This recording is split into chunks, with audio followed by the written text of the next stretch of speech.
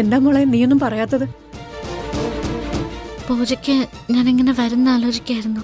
എനിക്ക് മനസ്സിലായി. നാളെ ലീവ് എടുത്ത് അമ്പലത്തിലേക്ക് വരികയാണെങ്കിൽ ചേച്ചിയുടെ കല്യാണത്തിന് കരുണാകരൻ ലീവ് തരുമോ എന്നല്ലേ നിന്റെ പേടി?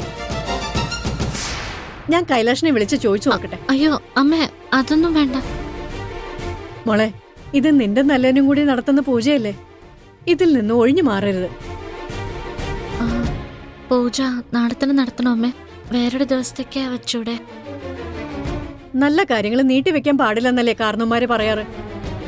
പൂജ രാവിലെയാണ് വെച്ചിരിക്കുന്നത്. പൂജ ആകെ 2 മണിക്കൂർ മാത്രമേ ഉണ്ടാവൂ. അത് കഴിഞ്ഞ ഉടനെ ബൈക്കിൽ കയറി നിനക്കും പ്രിയനും കമ്പനി തുറക്കുന്നതിന് മുമ്പ് ഇവിടെ എത്താൻ പറ്റും. അമ്മേ,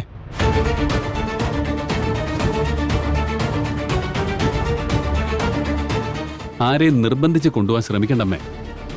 നീ എന്തിനാ ഇപ്പൊ ഇങ്ങോട്ട് വന്നത്? അമ്മ എന്തിനാ ഇപ്പൊ ഇങ്ങോട്ട് വന്നത്? ഞാൻ എന്റെ മരുമോളെ കാണാൻ വന്നതാ.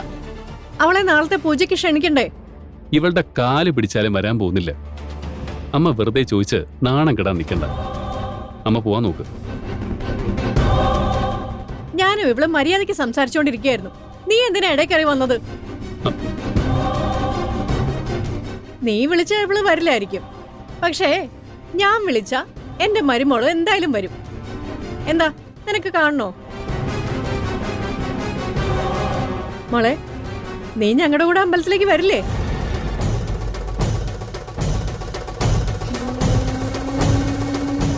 പറ മോളെ.